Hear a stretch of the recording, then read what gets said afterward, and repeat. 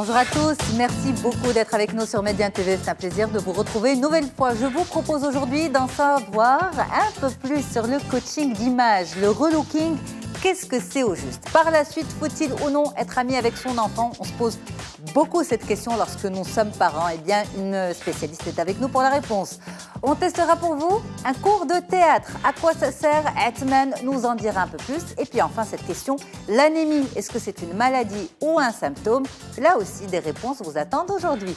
Bienvenue à vous, je retrouve mes invités tout de suite et on démarre. On y va.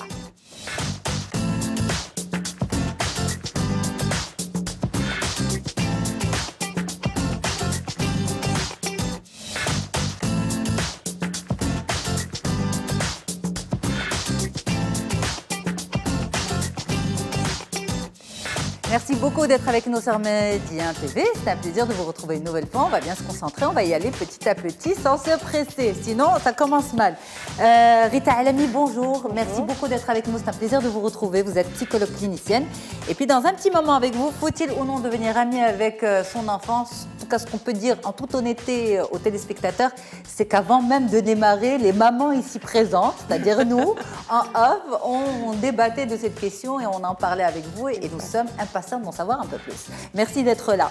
Alors, Hasna Alaoui, merci beaucoup d'être avec nous sur le plateau d'On se dit tout. C'est un plaisir de vous recevoir. Vous êtes coach en image et avec vous, le relooking, qu'est-ce que c'est, à quoi ça sert et à quel moment on se dit, tiens, j'ai envie de changer de tête? Eh bien, on va en savoir un peu plus avec vous aujourd'hui. Et puis à vos côtés, eh bien, le docteur Salah Oudreli, qui est gastro-entérologue. Et cette question, qui a déjà été soulevée lors d'une émission, vous l'avez lancé cette phrase, glissée en disant attention à l'anémie, ce n'est pas une maladie, c'est un symptôme. Il faut toujours aller creuser pourquoi la personne est anémique, pourquoi elle fait une anémie. On va essayer d'en savoir un peu plus avec vous aujourd'hui, justement. Merci beaucoup d'être là, docteur. Alors, mesdames, c'est un plaisir de vous recevoir. Nous sommes un dimanche matin, nous sommes bien installés sur Média TV, dans On se dit tout, et on va commencer par le relooking. Changer de tête, qu'est-ce que c'est? C'est tout de suite.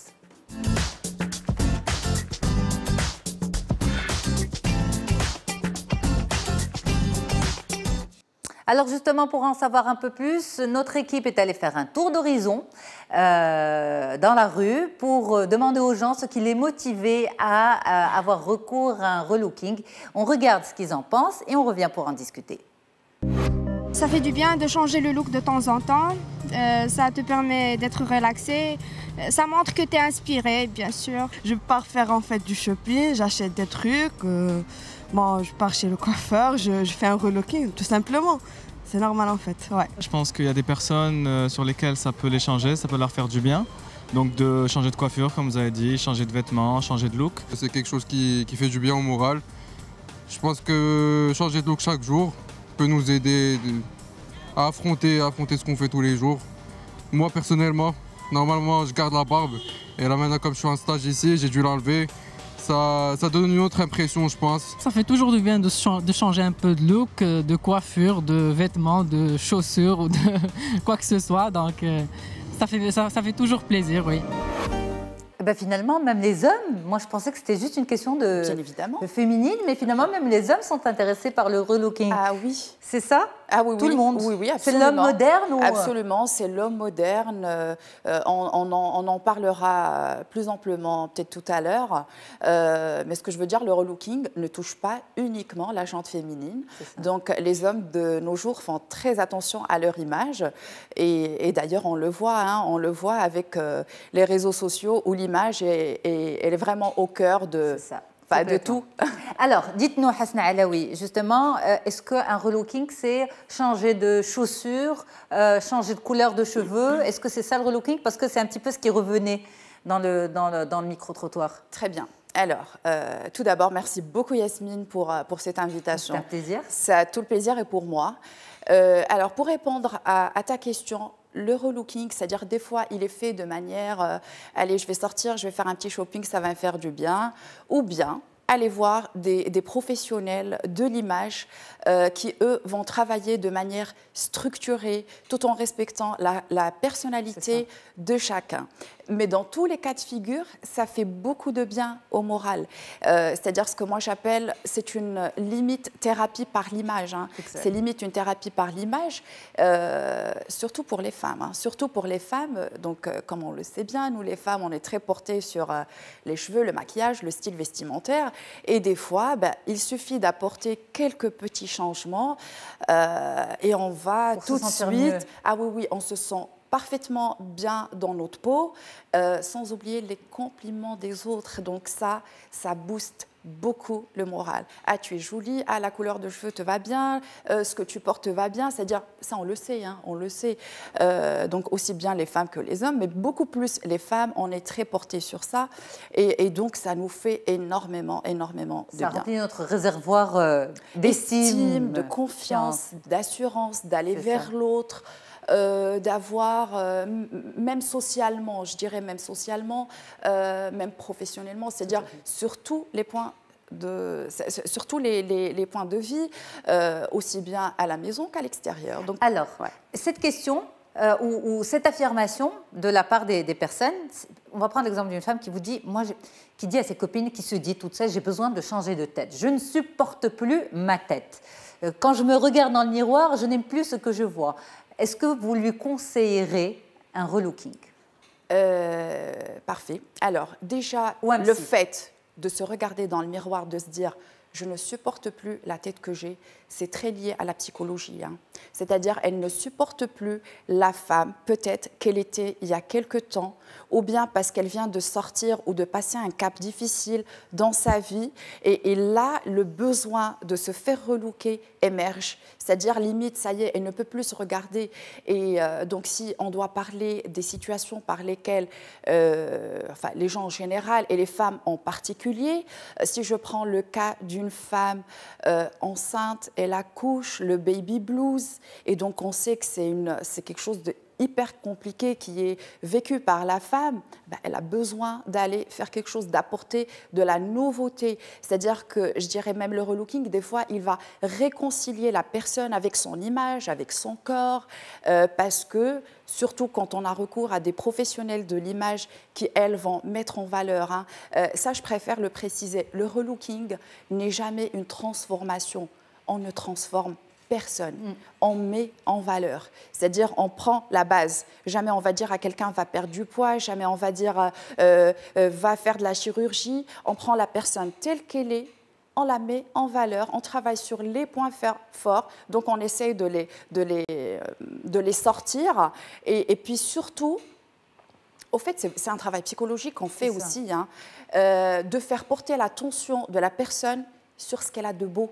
Vous lui remontrez qui elle est, en fait. Exactement. Et surtout, qu'elle corresponde à ce qu'elle est intérieurement, parce que ça, c'est très important. OK. Le coup de tête. Des fois, quand on a envie de changer de tête, ça arrive très souvent. Ça arrive et on ne dit rien à personne. Et on va faire par exemple, une personne qui a toujours porté des cheveux longs et qui part du jour au lendemain se faire une coupe. Je ne parlais pas de nous. Qui part du jour au lendemain faire une coupe très courte. Est-ce que ce coup de tête, parce que souvent je crois qu'on ne fait pas ça de façon réfléchie, c'est sur un coup de tête, est-ce que c'est bon ou c'est pas bon?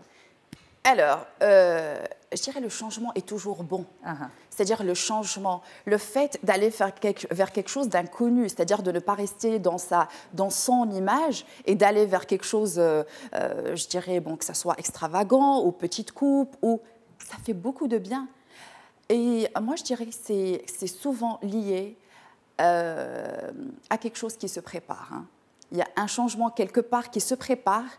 Et puis, on commence par l'image, on commence par les cheveux, on commence par la coupe de cheveux.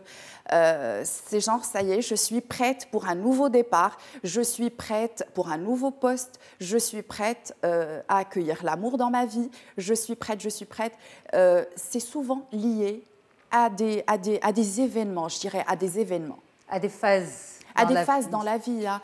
Si on doit parler de phases, donc on a parlé du baby blues, après on a à l'approche de la cinquantaine. Ça, à l'approche de la quarantaine aussi? À l'approche de la cinquantaine surtout, parce qu'à l'approche de la quarantaine, on est souvent jeune. À l'approche de la cinquantaine, c'est entre les deux. Hein. Ça y est, on commence à se dire, bon, allez, c'est 50 ans, c'est la ménopause. Et donc, la femme, elle a besoin d'un nouveau style vestimentaire, que ce soit femme ou homme. Hein. Bon, là, on parle spécialement des femmes, mais que ce soit femme ou homme, ils ont besoin de se rafraîchir, de se voir avec une nouvelle image. Ouais, ça donne de la confiance. Alors, mesdames, elle est là. Qu'est-ce que vous voulez lui profiter? Qu'est-ce que vous voulez savoir? Rita. C'est clair, moi je trouve cette approche extrêmement intéressante. Parce que vous êtes psy. En tant que psychologue, vraiment, ça me parle. Parce que tout à l'heure, la question c'était autour de j'ai besoin de changer de tête. Là-dedans, on touche effectivement à l'image consciente sur laquelle elle travaille, mais ça touche aussi à l'image inconsciente.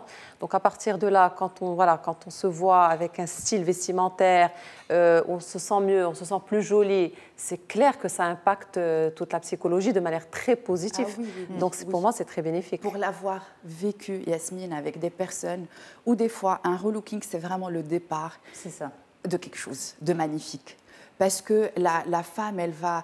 vous savez, on est toutes des femmes et on le sait pertinemment. On va aller vers un style vestimentaire où on va se sentir bien, on va apprendre à acheter, on va apprendre à se mettre en valeur, on va aller vers une coupe ou une couleur de cheveux qui va nous mettre en valeur. Eh ben, tout de suite, on se sent bien. Oui, on gagne en confiance. On gagne beaucoup en assurance, on gagne en confiance. Des fois, moi, j'ai vu même des personnes qui ont eu des promotions. Mais vraiment des promotions, hein, carrément, parce qu'elles ont eu cette prise de confiance, elles ont eu cette assurance en elles. Elles ont joué sur l'image. Ça ouvre des portes.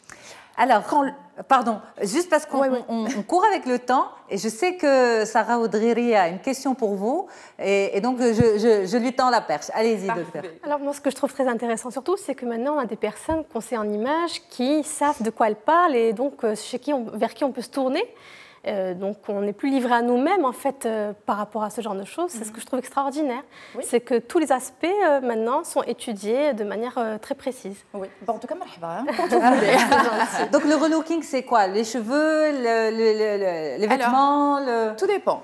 Tout dépend. Alors, dans le relooking, au fait, on dit relooking parce que c'est le mot le plus connu, je dirais le plus connu, mais c'est conseil en image. C'est-à-dire dans le conseil ou c'est coaching en image parce qu'il y a un accompagnement. Je dirais même qu'il y a un effet psychologique et on y va petit à petit avec la personne. On travaille sur les couleurs qui vont la mettre en valeur, étant donné que les mêmes couleurs ne vont pas à tout le monde.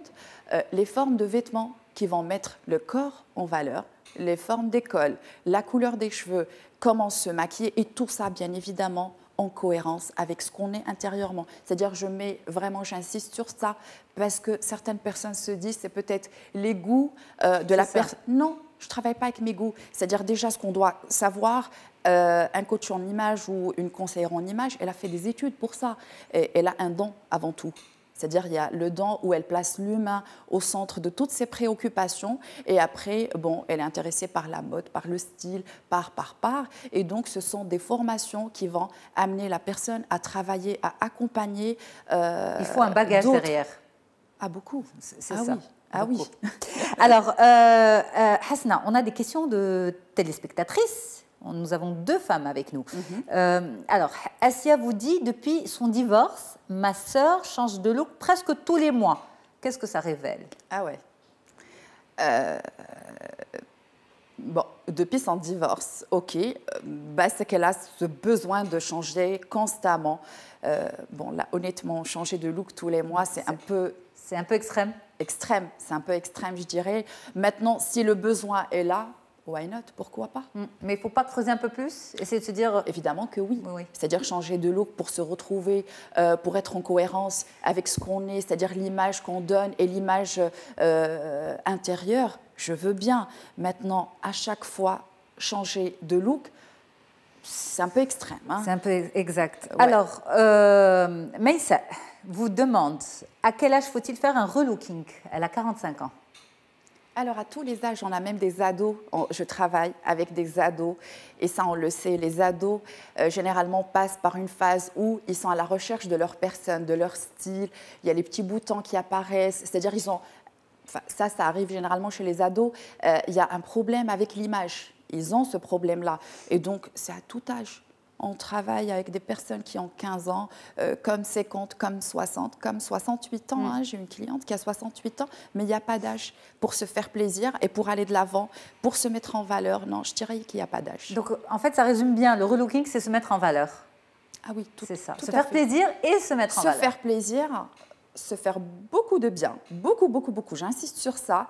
Et puis surtout, apprendre. Ça doit être top comme métier, en fait. Ah, j'adore. De voir les gens éclore à chaque fois, comme ça, des sourires, des yeux émerveillés. Ah oui, des fois même des pleurs. Hein. Ouais. Des fois même des pleurs, tellement ça fait plaisir, tellement la femme, elle sort de sa coquille. Il lui a suffi juste avec le petit plus pour qu'elle sorte de sa coquille. Pour ça que je vous ai dit tout à l'heure, c'est vraiment des fois un nouveau départ vers des choses magnifiques dans la vie. Merci beaucoup d'avoir été avec nous et d'en avoir parlé avec autant d'amour et de cœur. On reste ensemble sur Média TV, on reste ensemble dans On se dit tout. Alors, je suis sûre que pour tous les parents qui sont avec nous, vous vous dites, j'aimerais bien pister mon enfant, savoir tout ce qu'il fait, être au courant de ses moindres petits secrets. Mon enfant ne devrait pas avoir de secrets pour moi. Et donc, la meilleure façon de faire, eh bien, c'est d'être son meilleur ami. Est-ce qu'il ne faut pas être ami avec son enfant? Nous, on a réquisitionné une psy, elle est là. Pour la réponse, c'est tout de suite.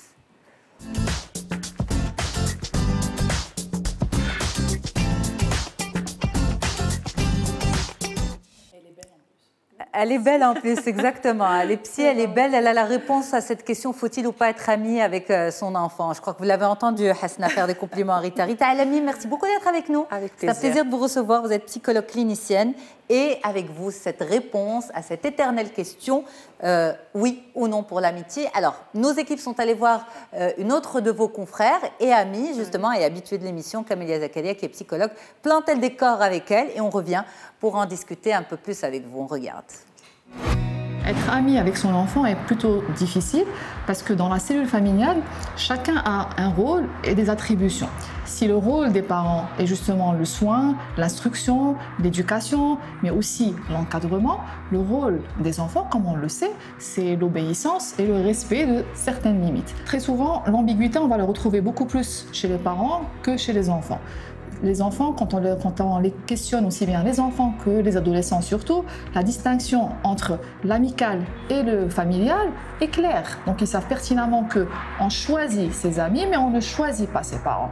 Donc leur monde virtuel, aussi bien les réseaux sociaux ou leur monde réel, donc ils connaissent justement ce sens des limites. Malheureusement, on va se retrouver avec des parents qui vont pousser encore plus à essayer justement de rentrer dans le côté amical avec leur enfant, en se montrant justement intrusif. Donc l'illusion justement de dire que je suis le meilleur ami de mes enfants n'est pas forcément salvateur pour la relation et ça crée justement plusieurs écueils. Nous ne pouvons pas être dans des relations symétriques avec nos enfants, on est dans des relations asymétriques. Plus l'enfant tend à grandir, plus justement cette symétrie peut quelque part se faire. Mais jamais, encore une fois, jamais dans des relations d'amis à amis, mais on peut être dans une approche, encore une fois, amicale, sans forcément être ami. Quand on parle d'approche amicale, on peut être dans un partage des connaissances, dans une transmission des patients, on peut être dans ce genre justement d'activité, mais ne pas flouter encore plus la relation qui touche justement entre l'enfant et les parents dans le cadre de l'intime. Alors, vous en pensez quoi? Oui ou non, Rita? Mais écoutez, je suis entièrement d'accord avec ce qui a été dit, c'est-à-dire être ami avec son enfant, pour moi, n'est pas quelque chose de salvateur, ni quelque chose de faisable. Alors après, il faut mettre les choses dans leur contexte. Alors l'amitié, déjà, on parle d'une amitié entre quel âge et quel âge. Donc on peut être ami avec son enfant à partir de, je dirais, 24-25 ans, c'est-à-dire l'âge où il y a une maturité cérébrale, où l'enfant est en mesure de raisonner, de comprendre sur le plan émotionnel, d'avoir une bonne interprétation de ce qui se fait. Maintenant, si on retourne au tout début de l'enfance, c'est-à-dire un enfant déjà avant l'âge de 5-6 ans, c'est très compliqué. C'est malheureusement ce qu'on voit de plus en plus aujourd'hui, c'est-à-dire pour beaucoup de parents, il y a une anxiété qui font que c'est plus enfant-parent, c'est ma fille, c'est ma copine et mon fils, c'est mon copain. Et du coup, ce qu'on retrouve, c'est justement hiérarchiquement une perte de repère pour l'enfant, beaucoup d'anxiété, parce que justement, les enfants, plus ils sont dans une relation pas normal, hein, j'allais dire, avec ses parents, plus c'est des enfants qui sont angoissés. Ce qui devrait... Mais alors, pardon, justement, parce que, en fait, pendant très longtemps, notre génération de parents a entendu qu'il fallait donner de l'amour, de la tendresse aux enfants. Oui. Justement, c'est ce qui nous perturbe un peu, c'est parce que je pense que notre génération a grandi d'une autre manière. Il y avait d'autres repères en termes d'éducation, en termes de rapport parent-enfant.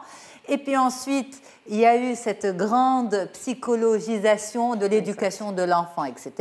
Il y a beaucoup d'émissions, de médias qui s'intéressent à la psychologie de l'enfant. On absorbe beaucoup en tant que parent. On se dit, il faut être proche de son enfant. Et puis ensuite, on nous dit, non, attention, il faut être proche de son enfant, mais pas trop proche de son enfant.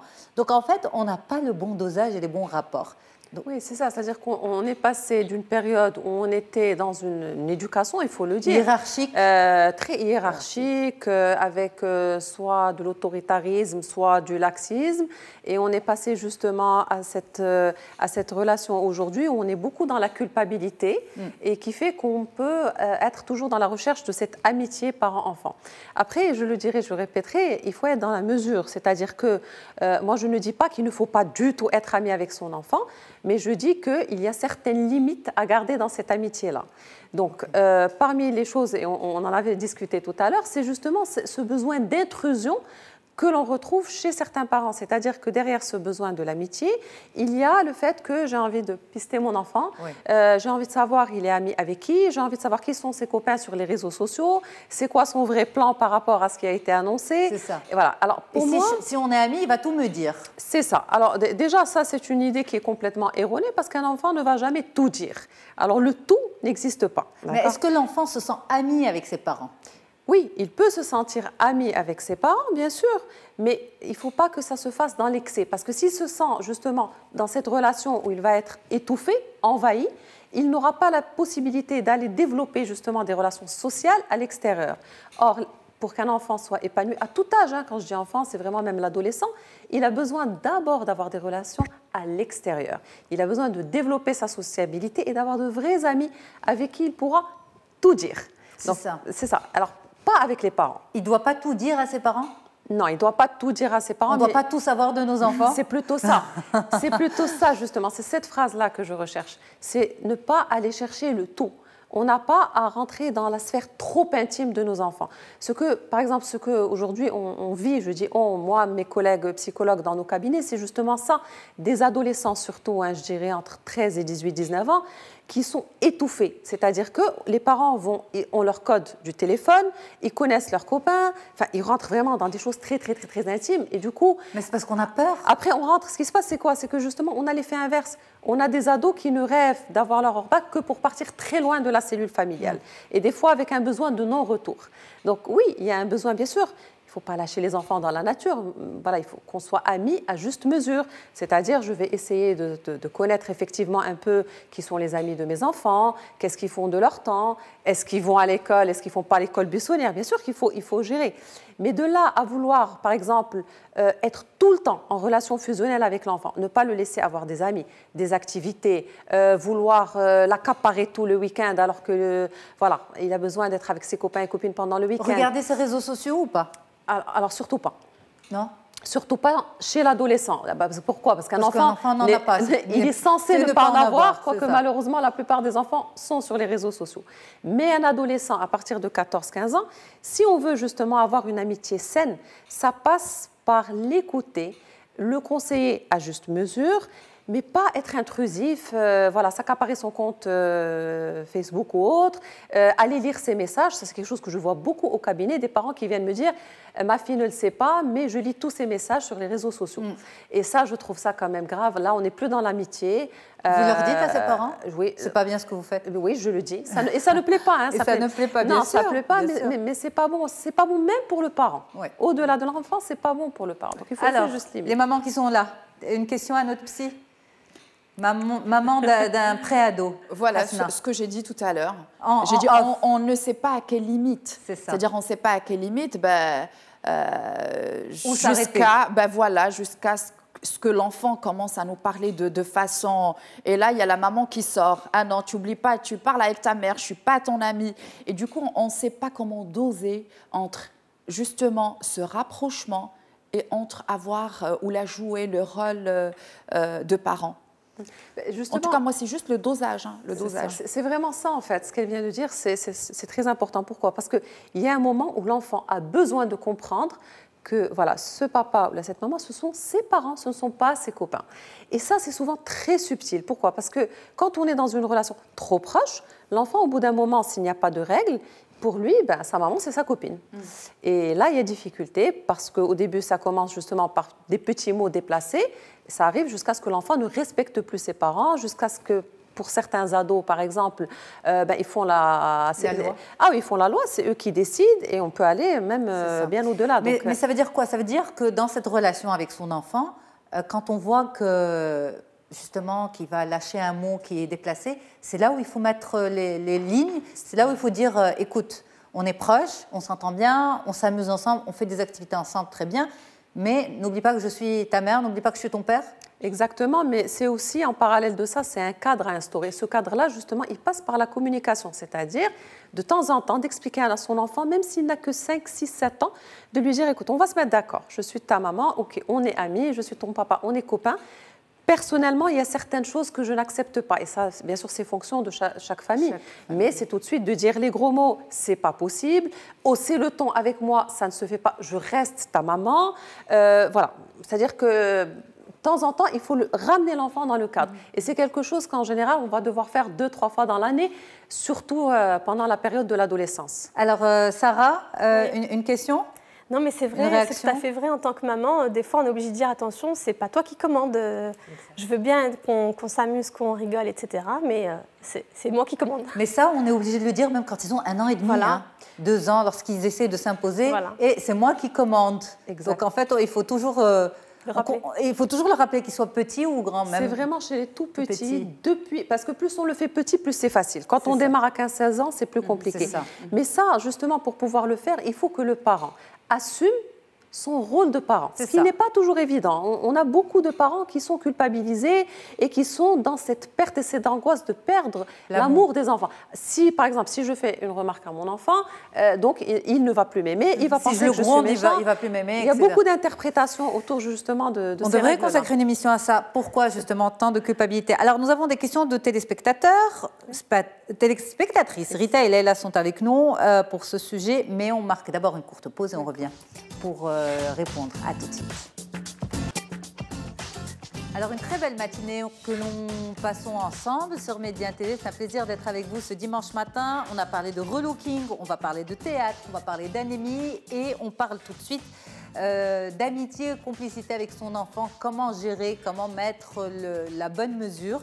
Je suis avec Rita Alami pour ce sujet, également avec Hasna Alaoui, Sarah Oudghiri pour les autres thématiques. Et puis on retrouvera Atman dans un petit moment on a testé pour vous un cours de théâtre aujourd'hui. Alors Rita Alami, vous le dites très bien, il faut absolument rappeler à l'enfant le cadre. Les parents, c'est les parents, l'enfant, c'est l'enfant. Ce n'est pas sain d'être amis et de tout savoir de son enfant. Nous avons des mamans qui réagissent. Là, d'abord, c'est la fille d'une maman, c'est pas la maman.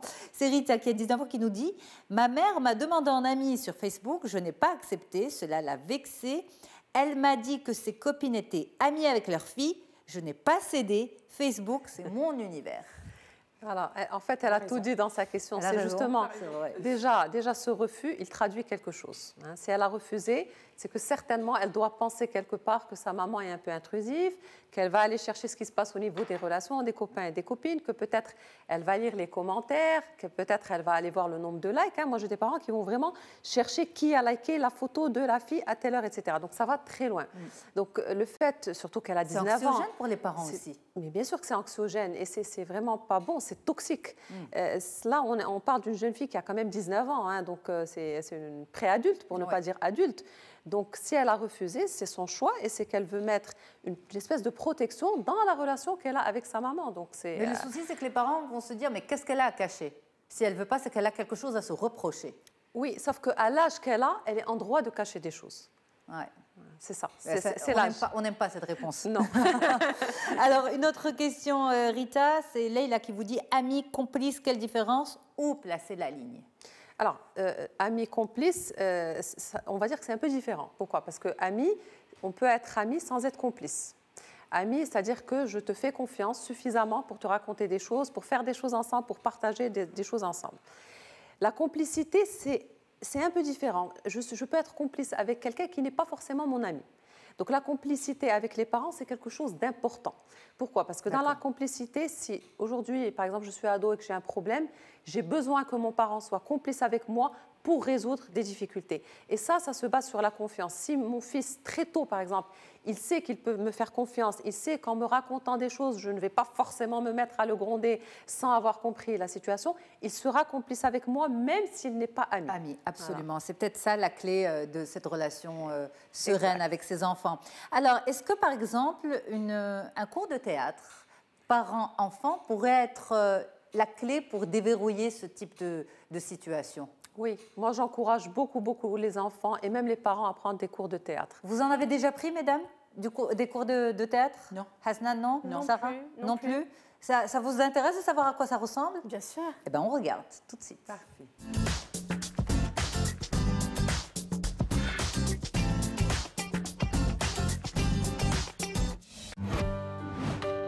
Le monde entier est un théâtre et tous, hommes et femmes, n'en sont que les acteurs. Et notre vie durant, nous jouons plusieurs rôles. William Shakespeare. Mesdames et messieurs, bienvenue dans le Grand Théâtre d'On se dit tout. Aujourd'hui, une programmation très spéciale puisque nous allons déceler pour vous les secrets d'un cours de théâtre. Et pour cela, je vous invite à me suivre et rencontrer les comédiennes d'une pièce qui vont nous en parler un petit peu plus. Bonjour Jihen. Bonjour Esmel. Alors merci beaucoup d'avoir accepté notre invitation. Merci à toi d'être venu. Est-ce que tu peux nous parler un petit peu de ta passion pour le théâtre? C'est une passion que j'ai depuis que je suis petite.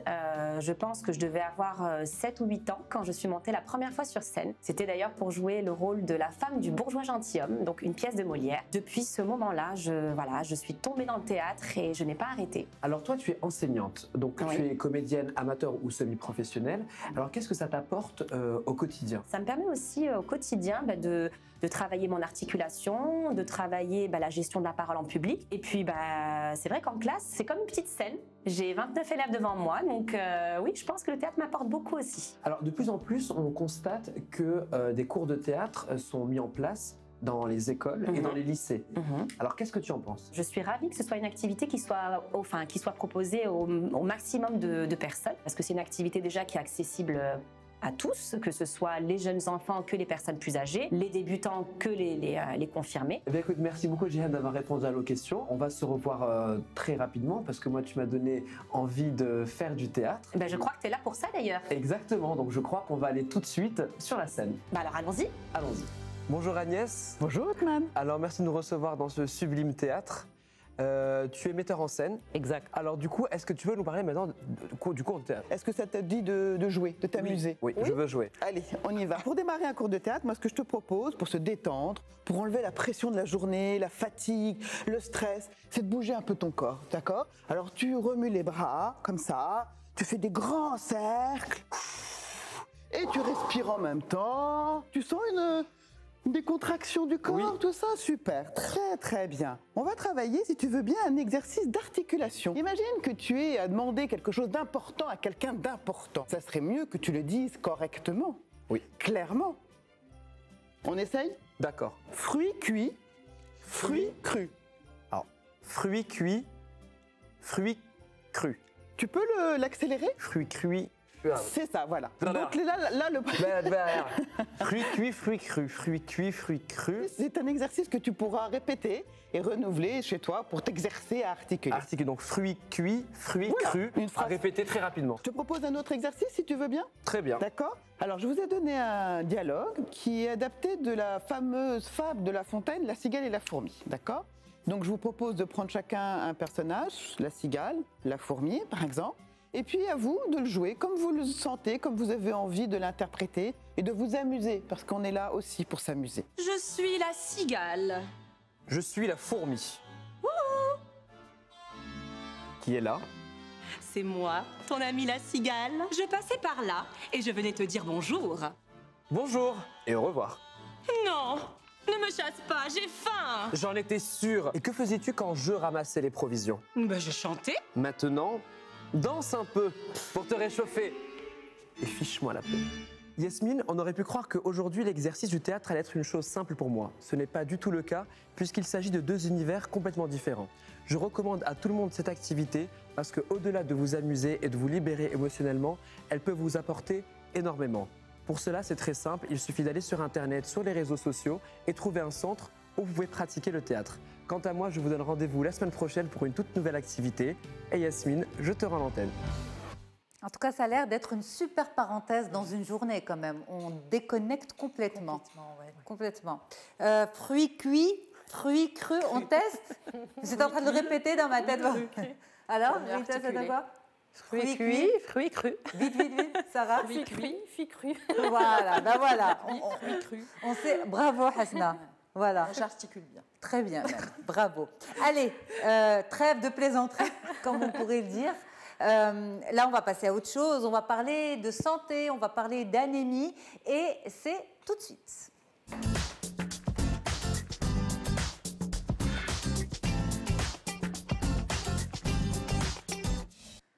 Docteur Sarah Oudghiri, merci beaucoup d'être là. Vous êtes gastro-entérologue et avec vous, ce sujet-là, l'anémie, est-ce que c'est un symptôme ou une maladie? Souvent, lorsque l'on fait une prise de sang et qu'on découvre un manque de fer, eh bien, on fait une supplémentation. Et vous dites, attention, il ne suffit pas de supplémenter, il faut aussi aller fouiller pourquoi. Pourquoi on perd du sang, parce que l'anémie, c'est un petit peu ça. Alors, avant d'en savoir un peu plus avec vous, on regarde cette animation préparée par nos équipes et on revient. Selon l'Organisation mondiale de la santé, près du quart de la population mondiale souffre d'anémie. L'anémie se manifeste par une diminution anormale du nombre de globules rouges dans le sang et de leur teneur en hémoglobine. L'hémoglobine est une protéine contenue dans les globules rouges qui leur permet de transporter l'oxygène dans le corps via le sang. En cas d'anémie, le sang perd de sa capacité à transporter l'oxygène. Par conséquent, les personnes atteintes s'essoufflent et se fatiguent plus rapidement. Parmi les symptômes, on retrouve la fatigue, la pâleur du teint, une respiration courte et une accélération du rythme cardiaque. Dans les cas les plus graves, on peut constater des douleurs dans l'abdomen, le dos, la poitrine, de l'étourdissement ainsi qu'une jaunisse. L'anémie peut être liée à une carence nutritionnelle en fer ou en vitamines, qui sont indispensables à la fabrication de l'hémoglobine. Elle peut être aussi liée à une maladie rénale, une maladie inflammatoire ou un trouble au niveau de la moelle osseuse, usine de fabrication du sang.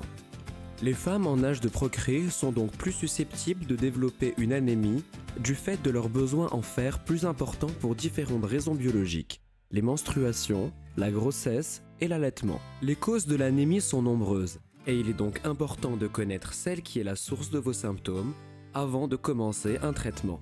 Si vous vous sentez fatigué ou croyez souffrir d'anémie, consultez votre médecin. Et justement, le médecin est avec nous. Médecin gastro-entérologue Sarah Oudghiri, merci beaucoup d'être là. Donc, un plaisir. L'anémie, c'est un symptôme ou une maladie? C'est définitivement un symptôme. L'anémie, je le dis tout le temps à mes patients, c'est comme la fièvre. Il ne suffit pas de traiter la fièvre, il faut savoir pourquoi elle est là. Donc l'anémie, il faut toujours chercher la cause pour pouvoir traiter les choses à l'origine et non pas de manière superficielle. Donc c'est effectivement le symptôme d'une maladie. D'accord. Alors, sans rentrer dans les détails et justement dans le petit reportage, on l'a eu, les symptômes de l'anémie. Comment on se découvre anémique? À travers une prise de sang? Oui, à travers une prise de sang, ça pose, on voit qu'il y a de l'anémie. Alors, ce que ressent la personne, c'est une fatigue intense, comme ce qui a été dit à l'instant, une fatigue importante, une pâleur. Bon, on voit qu'on est un petit peu pâle. Les choses que les femmes remarquent souvent, c'est qu'elles perdent leurs cheveux. Donc, une chute de cheveux importante, les ongles sont cassants, les vertiges, des bourdonnements d'oreilles, un brouillard visuel. Donc là, ce sont les symptômes de l'anémie. Et là, il faut aller voir pourquoi on a ces symptômes-là. D'accord. Quand vous dites il faut aller voir, donc c'est prise de sang. Et ensuite, si l'anémie est confirmée, oui. Il faut aller voir qui?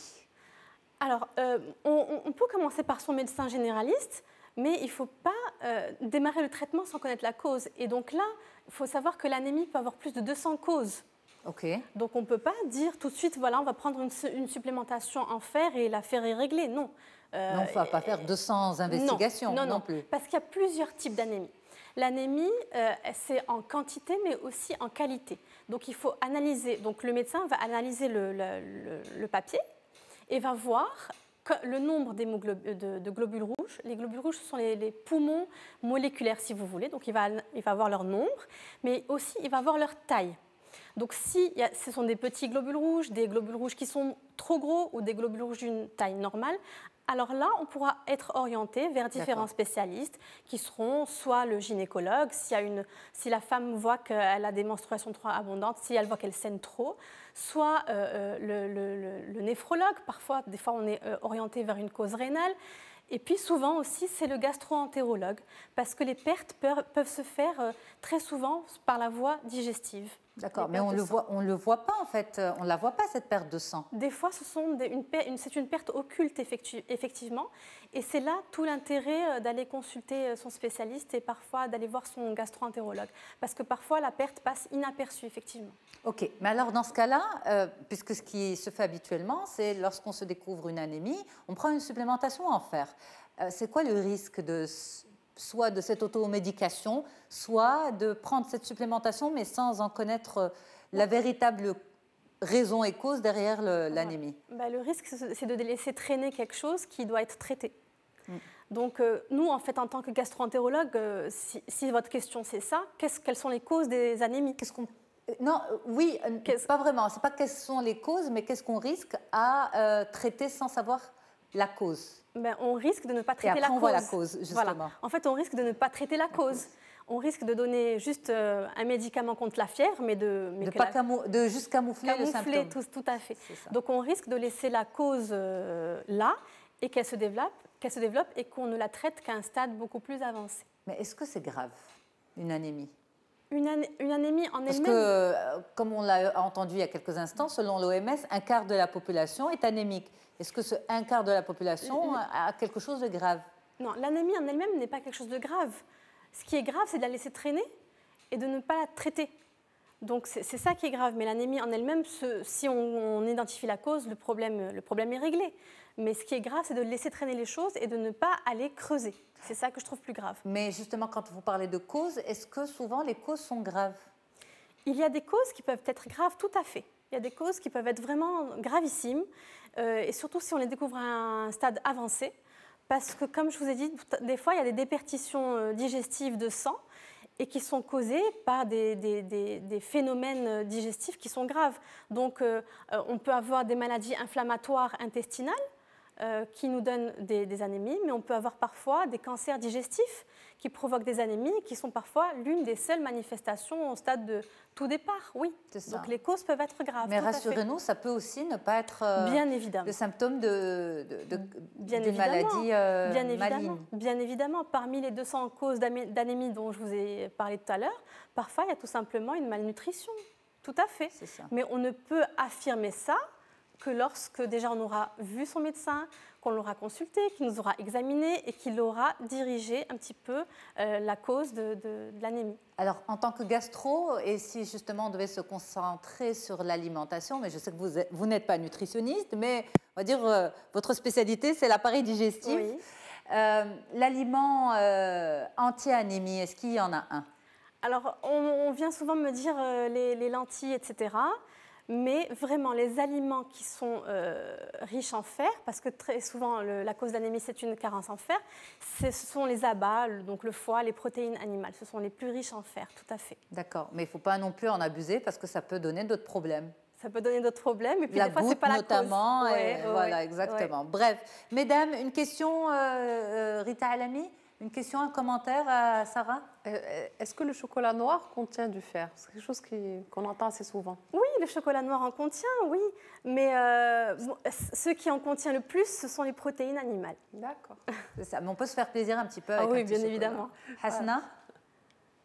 Non, j'ai appris des choses. Oui. Enfin, j'ai appris parce que souvent pour nous, l'anémie c'est lié à la nutrition, c'est-à-dire c'est ça l'idée qu'on a généralement. On mange pas bien. Voilà, c'est ce qu'on dit aux gens. Ah non, tu es anémique. Voilà, tu dois manger des lentilles 2 fois, ceci, cela. Maintenant, c'est bon à savoir qu'il faut aller creuser, qu'il faut plus d'investigation pour voir d'où ça vient. Et en général, on a besoin de combien de temps pour connaître la cause? Parce qu'en même temps, on n'a pas envie de rentrer dans une espèce d'errance médicale. Tout à fait. Non, c'est très variable. Des fois, la cause est rapidement retrouvée. Moi, je parle de mon expérience en tant que gastro-entérologue. Des fois, on retrouve des causes qui sont vraiment banales, mais qui sont à prendre en charge rapidement, et puis le problème est réglé. Des fois, on en avait parlé aussi dans les précédentes émissions, on met en évidence une malabsorption au niveau intestinal du fer, qui est le cas de la maladie cœliaque. Donc, des fois, ce ne sont pas toujours des choses gravissimes, mais il vaut mieux toujours connaître la cause pour la connaître, parce que de toute manière, la cause est là. Qu'on la cherche ou pas, elle est là. Donc, il vaut mieux la connaître et la traiter à l'avance. Il ne faut pas nous faire peur, ça. Non, non, c'est ça, il ne faut pas nous faire peur. L'anémie, ça n'a rien de grave, ça n'a rien de méchant. Non, on ne peut pas vous laisser résumer comme ça, parce que depuis tout à l'heure, elle défend la théorie. C'était juste pour dédramatiser. Exactement, voilà. pour dédramatiser. L'anémie, on va dire, l'anémie, c'est souvent pas grave, mais il y a une cause derrière. Il faut aller chercher cette cause, parce que comme vous dites, qu'on le veuille ou pas, il y a une cause. Voilà, absolument. Alors, on va conclure par les questions des téléspectateurs. Une jeune femme qui vous dit: j'ai été anémique pendant 5 ans avant d'en guérir, maintenant enceinte, quels sont les risques que mon enfant soit anémique? Non, l'anémie ne se transmet pas de la mère enceinte à son enfant, non, non, non. Il n'y a pas de risque pour l'enfant qui soit anémique parce que sa maman l'a été, non, pas forcément. Non. Mais est-ce que, par exemple, cette jeune femme qui a été anémique pendant longtemps, là, pendant la grossesse, elle a besoin d'une supplémentation en fer automatique? Oui, les obstétriciens, en général, la donnent la supplémentation. Et là, il n'y a pas de problème parce que là, on sait que les besoins c'est-à-dire le fœtus a besoin, il puise les réserves de sa maman. Et donc là, bien sûr, il va donner une supplémentation en fer à la femme enceinte, oui. Parfait. Alors, un monsieur qui vous dit: j'ai entendu dire que le jus d'orange est conseillé pour l'assimilation du fer. Est-ce que c'est vrai? Tout à fait. C'est une très très bonne... Oui, c'est une information qui est tout à fait vraie. Et ce n'est pas le jus d'orange, en fait, c'est la vitamine C. Là, il y a des médicaments... moi, je préfère donner de la vitamine C telle qu'elle parce que c'est le bon dosage à donner juste avant d'absorber le fer. Oui, c'est vrai. D'accord. Mais par exemple, là, quelqu'un qui vous entend, qui se dit: moi, je vais faire de l'automédication, je vais faire de la prévention. Tous les matins, je vais prendre un comprimé de vitamine C pour que ce que je mange... par la suite. Pour que ce que je mange soit plus facilement absorbé en termes de fer. Bon, c'est un peu tiré par les cheveux, je sais. mais parce qu'on peut avoir ce raisonnement-là. Si je l'ai eu, c'est que c'est possible. Alors, non, c'est pour les gens qui ont un besoin de supplémentation en fer. Avant de prendre leur comprimé de fer, ils doivent prendre la vitamine C juste avant.